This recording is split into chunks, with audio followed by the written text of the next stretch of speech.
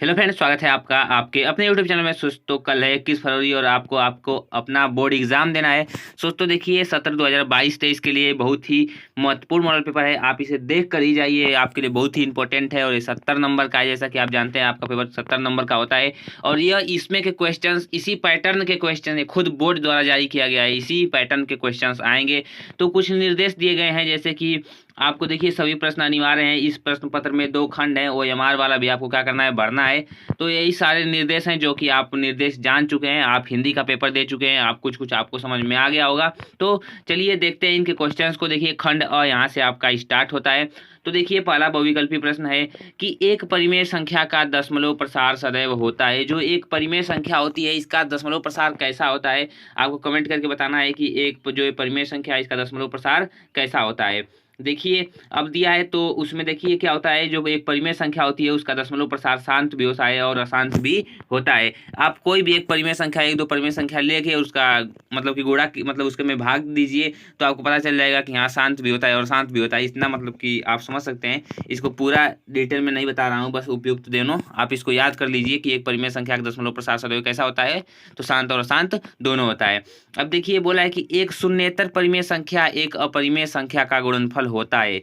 तो सदैव कैसा होता है, अपरिमेय संख्या होता है। ओके, अब देखिए तीसरा क्वेश्चन है कि x बराबर 0 और 2x+3y बराबर 12 का प्रतिच्छेद बिंदु है। तो आपको करना क्या है कि x का मान दे दिया है, तो इसमें x का मान रखना है। तो यहाँ पे 2 है, गुणे x के जगह पे आप क्या रखेंगे, 0, फिर प्लस, फिर 3 और y, और बराबर में क्या रखेंगे, 12। तो यहाँ से कैंसल आउट हो जाएगा, यहाँ पे क्या हो जाएगा, 0 हो जाएगा। ये पूरा क्या हो जाएगा, 0, ये वाला।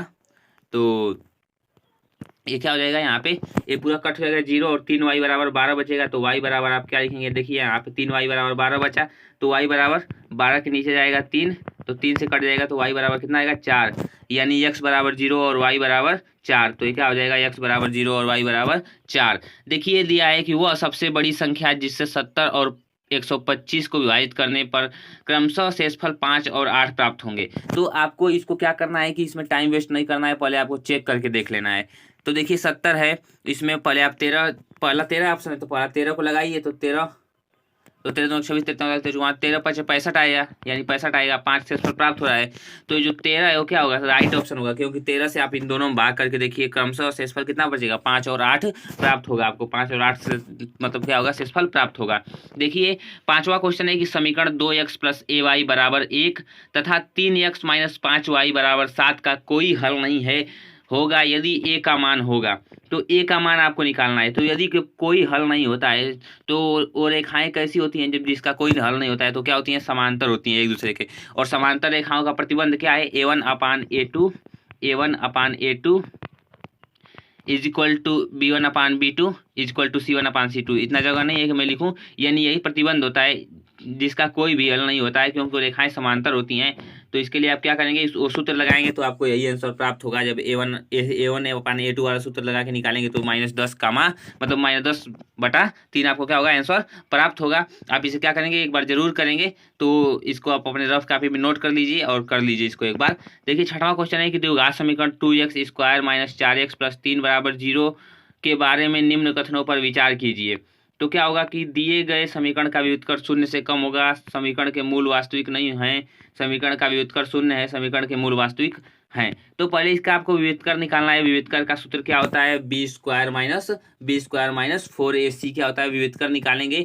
अगर जो व्युत्क्रम का मान 0 आ रहा है तो मूल क्या है, वास्तविक है, वास्तविक मूल है। और कैसे हैं, मतलब कि मूलों की प्रकृति बतानी है, तो मूल कैसा होगा, वास्तविक होगा और शून्य के बराबर होगा। ओके, तो इसका चलिए एक बार व्युत्क्रम निकाल लेते हैं। तो b के जगह पे क्या है, b² - 4ac सूत्र होता है व्युत्क्रम का, b² - 4ac।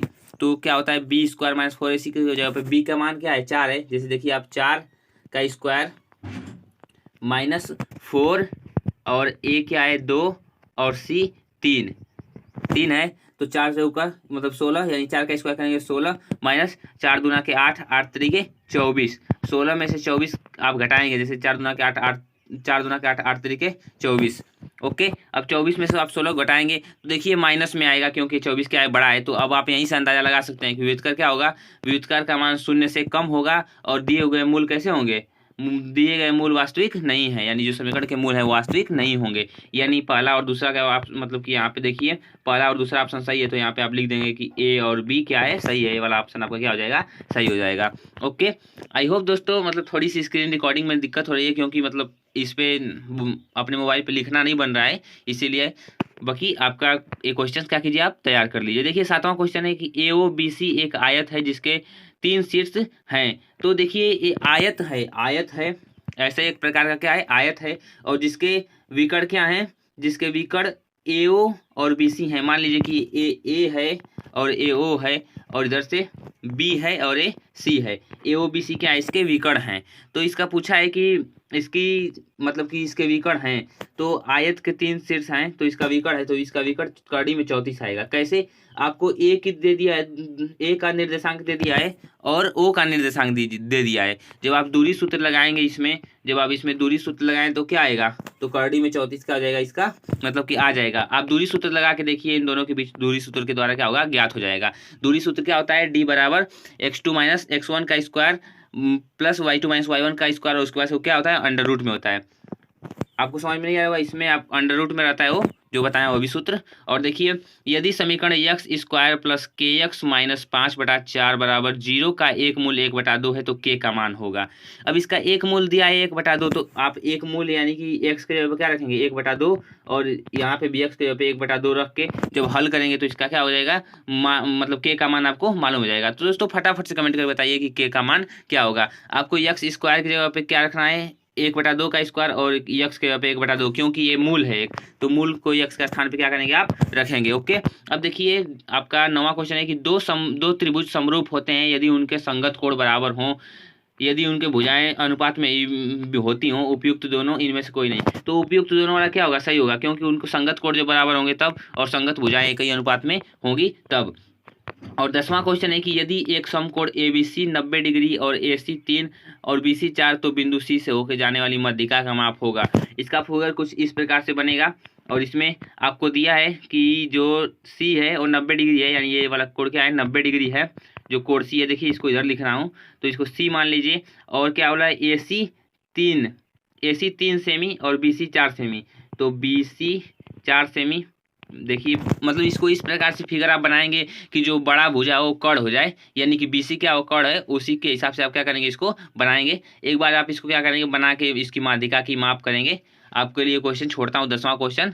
ओके, अब 11वां क्वेश्चन है कि एक समचतुर्भुज के विकर्णों की लंबाइयाँ 16 और 12 हैं, तो इस समचतुर्भुज की भुजा की लंबाई होगी। इसको आप कमेंट करके बताइए, बहुत ही वायरल प्रश्न है कि जो है कि एक समचतुर्भुज के विकर्णों की लंबाइयाँ 16 और कितनी हैं 12, 16 और 12 हैं। तो इसकी क्या करना है, आपको क्या बताना है, आपको यह बताना है कि जो इसकी समचतुर्भुज भुजा होगी, जो उनकी भुजा की लंबाइयाँ हैं उसको बताना है।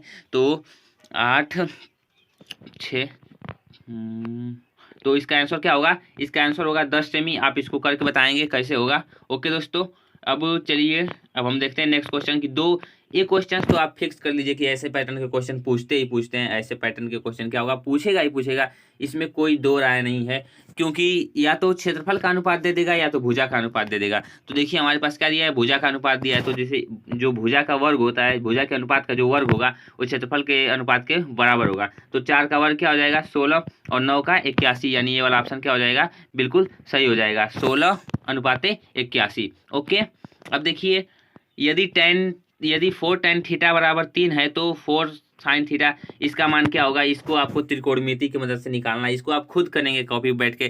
जैसे आपको पता होगा 4 tan थीटा दिया है, तो आपको यहाँ पे बिल्कुल इसको एक फॉर्म में कर लीजिए। यहाँ पे आपको हो जाएगा tan थीटा बराबर 3 और इधर से जाएगा तो क्या हो जाएगा, मतलब कि ये 4 इधर से जाएगा तो इधर 4 हो जाएगा, 3/4। अब आप जानते हैं कि tan थीटा किसके बराबर होता है, तो LAL यानी लंब और आधार क्या होता है, इसके बराबर होता है, लंब बटा आधार। तो लंब और आधार आपको मिल गया। अब आप पाइथागोरस प्रमेय लगा के त्रिभुज से उसको निकालेंगे और यहाँ पे इसका मान रखेंगे, और उसके बाद तब क्या करेंगे, इसको हल करेंगे। अब देखिए इसको ऐसे क्वेश्चन आ जाएगा तो बिना सोचे समझे एक को आप ट्रिक कर दीजिए, जो जिनका योग जैसे मान लीजिए 75 15 कितना हो रहा है, तो 75 15 90 हो जा रहा है। तो इसीलिए क्या करना है आपको, बिना ऐसे क्वेश्चन आए तो बिना सोचे समझे एक को ट्रिक कर देना है।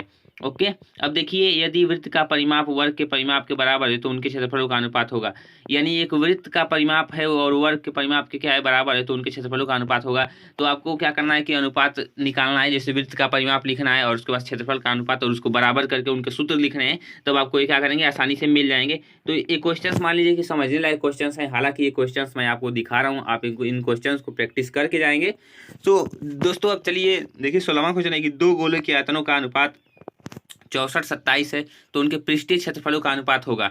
तो जब दो गोले का आयतन, तो गोले का आयतन क्या होता है, तो गोले का आयतन होता है 4/3 4, देखिए किसी का 4/3 पाई आर क्यूब। क्या होता है 4/3 पाई आर क्यूब, और एक है 4/3 पाई आर क्यूब। यहाँ पे R1 इसको कर लेंगे, मान लीजिए कुछ एक की त्रिज्या कुछ और होगी, दूसरे की त्रिज्या कुछ और होगी, तो इसका अनुपात अगर जो आप निकाल के करेंगे तो आपको अनुपात प्राप्त होगा। इसका आंसर मैं नहीं बता रहा हूँ, इसका आंसर आप क्या करेंगे, कमेंट करेंगे। जैसे मान लीजिए कि एक जो होगा गोला 4/3 पाई आर क्यूब, यहाँ पे आप 1 लिख दीजिए और 1 यहाँ पे समझ लीजिए, और उसके बाद से 4/3 फिर पाई आर क्यूब, और उनका अनुपात कितना दिया है 64/27। 64 बटा कितना दिया है 27, और यहाँ पे भी पाई आर क्यूब है। आप इसको थोड़ा ध्यान देंगे, पाई आर क्यूब। देखिए मतलब कि लिखा नहीं पा रहा है, आप समझ सकते हैं। इस क्वेश्चन को आप हल कर लेंगे एक बार देख के, और जो आपको नहीं समझ में आ रहा होगा तो इसका मतलब कि मैं PDF के तौर पे अगर आप मुझसे मांगेंगे, मेरे इंस्टाग्राम चैनल को आप ज्वाइन कर लीजिए, अदर वीडियोज में है, या फिर मेरे चैनल के अबाउट में जाके तो मैं आपको दे दूंगा। अब देखिए 17वां क्वेश्चन है कि 1 से 10 तक की धनात्मक विषम संख्याओं का समांतर माध्य होगा। तो विषम संख्याओं को पहले आप लिख लीजिए, इसका कोई सूत्र नहीं होता है। 1 से 10 तक विषम संख्याएं जो हैं, और उसके बाद से कुल पदों का योग बटा पदों की संख्या, आपने ये समांतर माध्य का सूत्र देखा होगा, तो उसको क्या करना है, लिख लेना है। जैसे मान लीजिए कि आपका 3 क्या है, विषम संख्या है, फिर 5, फिर 7, फिर 7 के बाद 7 8 9 9 विषम है, 9 यहाँ 9, और 9 के बाद देखिए आपको 10 ही तक केवल बोला है, तो इतनी ही संख्याएं हैं और इनको जोड़ के क्या करना है, आपको समांतर माध्य निकालना है। ओके। अब माध्यिका को आलेखी विधि द्वारा किससे प्राप्त किया जाता है, तो तोरण के द्वारा क्या किया जाता है, प्राप्त किया जाता है। यदि कुछ प्रेक्षणों का माध्य 27 है तथा बहुलक 45, तब माध्यिका होगी।